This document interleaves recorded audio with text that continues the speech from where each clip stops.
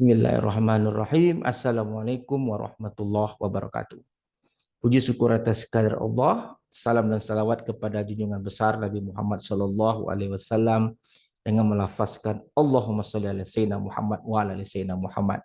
Saya Rado Yendra, senator dari Tusan dosen dari Fakultas Sains Teknologi, kembali hadir dengan Senator on Air dalam upaya mencerdaskan mahasiswa Indonesia dengan terus aktif melaksanakan bedah riset artikel. Kali ini, bedah riset artikel merupakan Extreme Exchange Rate Probability Modeling using GEV Distribution. Bagian kedua yaitu GEV-nya langsung. Kalau bagian pertama kita sudah lihat mengekstrak data, bagaimana data kita ambil dari website BI, pindah ke Excel, lalu pindah ke R, baru kita dapatkan data maksimum. Nah, pada bagian kedua ini kita langsung praktekkan data tadi kita gunakan untuk dimodelkan dengan menggunakan distribusi generalized extreme value. Distribusi GEV ini sudah banyak kita ceritakan dalam Rado Institute.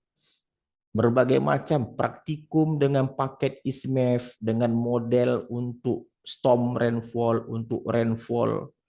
Sudah banyak kita lakukan pembahasan tentang GEV ini.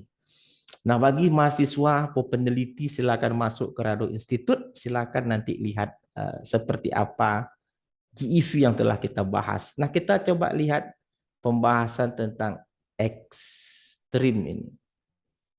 Kita share R kita. Nah, ini data kita. Sebelumnya data, ini Dmax. Nah, Dmax udah kita bahas. Jadi kalau datanya telah kita bahas, kita coba run ulang saja. Ini telah kita jelaskan pada bagian 1. Dmax. Oke, kita run konsol. Mari kita lihat Dmax-nya adalah, nah ini Dmax, data yang telah kita ambil dari website BI, pindah ke Excel, pindah ke R. Data Dmax ini akan kita gunakan untuk menjalankan program GEV. Nah, GEV ini dengan nilai awal min Dmax, rata-rata data tadi, simpangan baku, dan 0,1. Ingat kita ada 3 parameter. Kita run theta kita, lalu kita jalankan program kita GEV loglik. Ingat di sini loglik itu ada log likelihood-nya. Kita tidak mau ulang lagi, kita bahas. Kita run. Oke, program kita telah jalan dengan baik. Jadi untuk melihat parameter GEV, dia menggunakan operasi NLM. NLM itu operasi numerik, singkatan dari non-linear modeling, menggunakan iterasi dari Newton-Raphson. Kita lihat parameter GEV tadi, berapa aja parameternya. Kita lihat, ini kita copy. Ini kita pastikan. Kita enter, ini adalah parameternya. Parameter 1, 2, dan 3. Nah, selanjutnya parameter ini kita beri nama sesuai dengan teori yang ada di dalam riset artikel. Yaitu namanya theta, mu, dan eta. Kita run.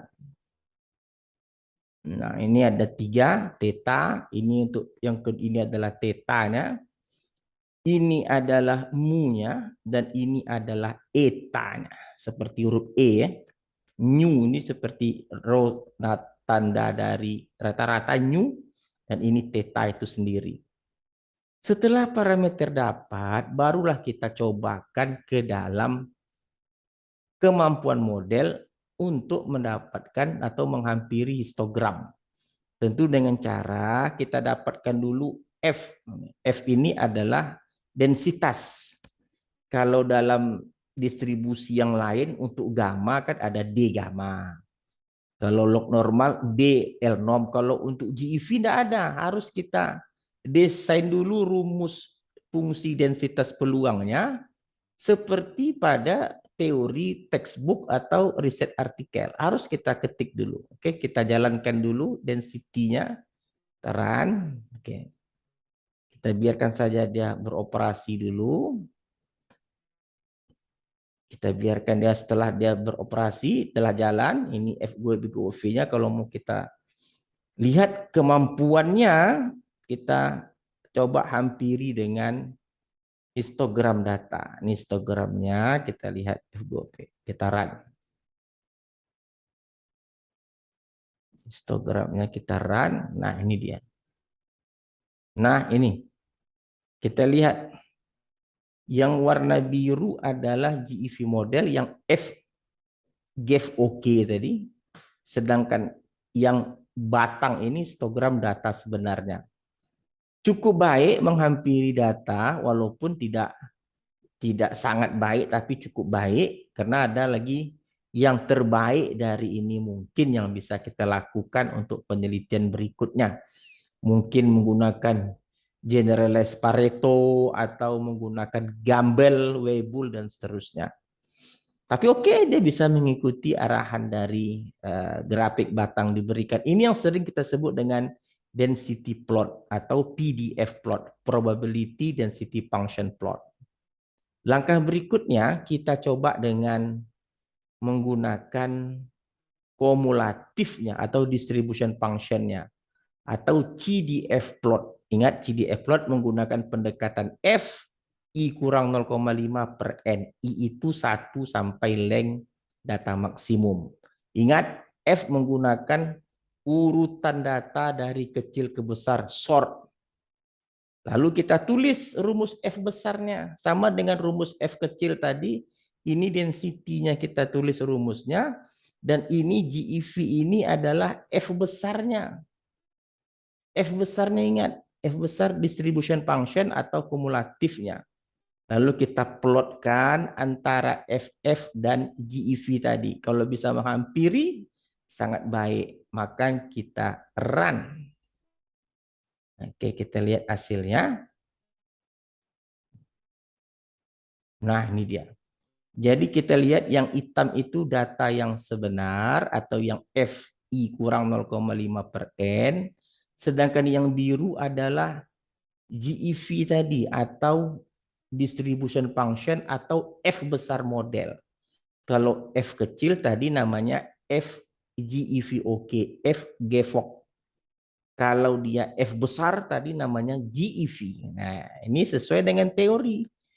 Bagaimana cara mendapatkan F besar, F kecil itu sudah banyak teori kita ceritakan dalam Rado Institute gitu.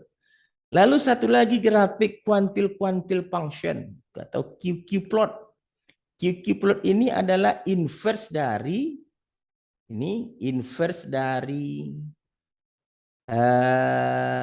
distribution function atau inverse dari kumulatifnya. Oke, yang kita akan kawankan adalah log F besar, ini F besar tadi, GEV, sedangkan ini adalah hampiran II kurang 0,5 per N. Lalu kita lihat kalau mendekati suatu garis lurus dia sangat baik. Kita lihat pula hasilnya. Ini disebut dengan kuantil-kuantil plot.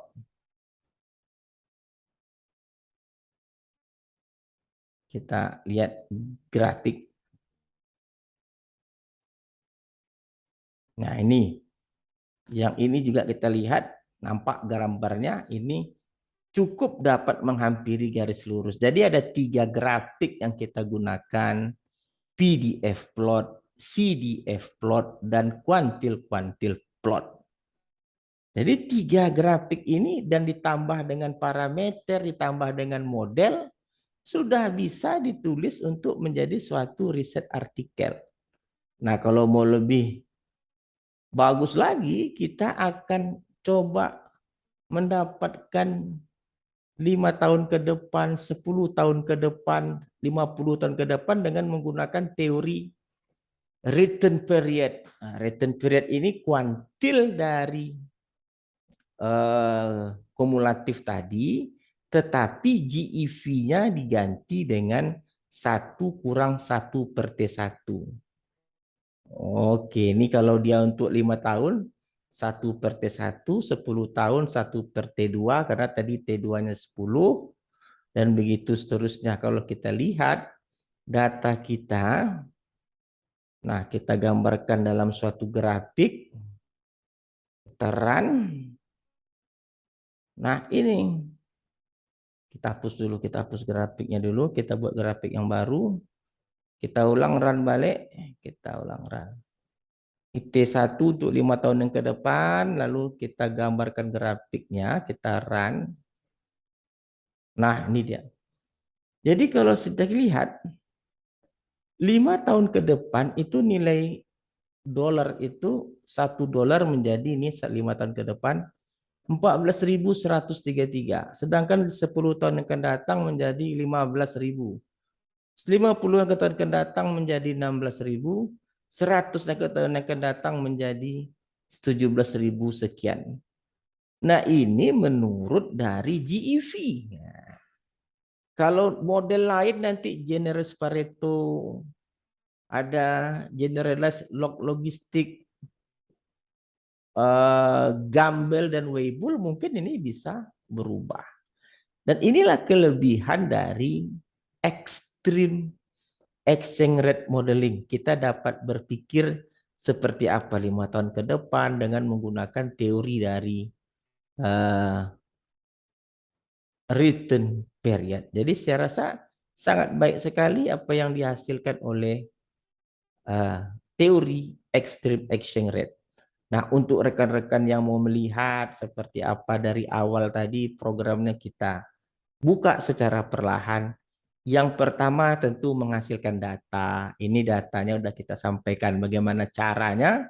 Itu udah lengkap pada bab 1. Lalu dapatkan parameter untuk GEV.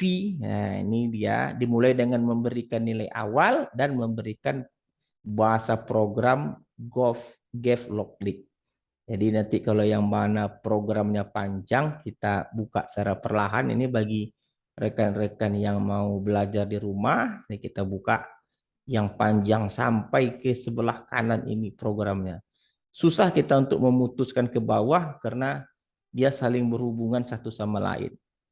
Nah, ini program yang panjang tadi. Sekali lagi kita buka secara perlahan biar bisa dinikmati di rumah. Oke, sekali lagi kita buka secara perlahan.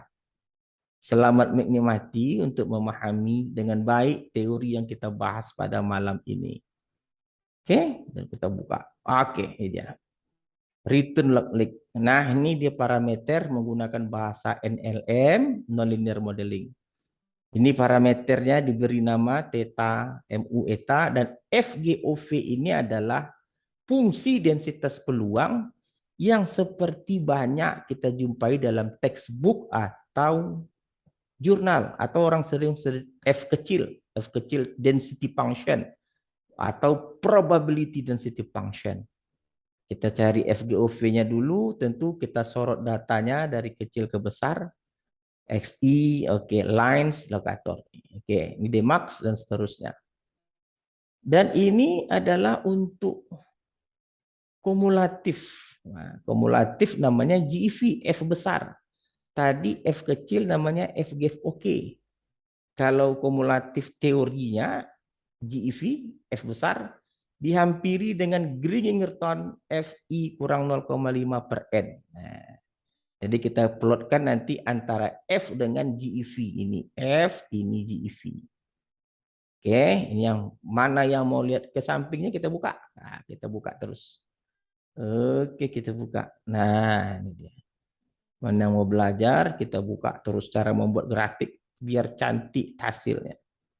Oke, ini dia. Kita buka terus. Oke, mantap. Wah, ini dia. Lalu setelah itu kita ambil kuantil-kuantil plot. Kuantil itu adalah inverse dari GEV atau F besar. Inverse dari ini namanya kuantil. Oke, ada yang GEV, ini F besar, ini Gringington. Oke. Lalu kita plotkan juga, lalu dapatkan lagi nanti nilai untuk 5 tahun yang akan datang, 10 tahun yang akan datang, gambarkan lagi grafiknya. Ini plot tadi, ini bahasa-bahasa yang diperlukan untuk gambar plot. Oke, ini dia seperti ini. Wah, luar biasa. Jadi kalau mau kita gabungkan density plot, kumulatif plot, kuantil plot, kita gunakan MFRO 1 baris 3 kolom. Kita run. Kita run. Oke, kita tengok hasilnya. Ini dia hasilnya. Kita tunggu kita. Oke, ini dia. Oke, GEV ini dia. Ini 3 plot. Density plot, cumulative plot, quantile plot. PP plot, PP plot ini density plot, DD plot, PP plot, QQ plot. Banyak namanya. Macam-macam namanya. Dan seterusnya kita juga telah berhasil juga memodelkan data ekstrim untuk exchange rate dengan menggunakan GEV. Program Senator on Air selalu memberikan masukan bagi mahasiswa peneliti bagaimana melakukan suatu riset yang baik terhadap data-data yang telah diberikan sebelumnya. Pastikan selalu bersama dengan Rado Institute untuk masuk terus ke dalam berbagai penelitian-penelitian yang kita lakukan. Saya Dr. Rado Yendra, Senator utusan dosen dari FST, undur diri. Jumpa lagi pada pertemuan berikutnya. Assalamualaikum warahmatullahi wabarakatuh.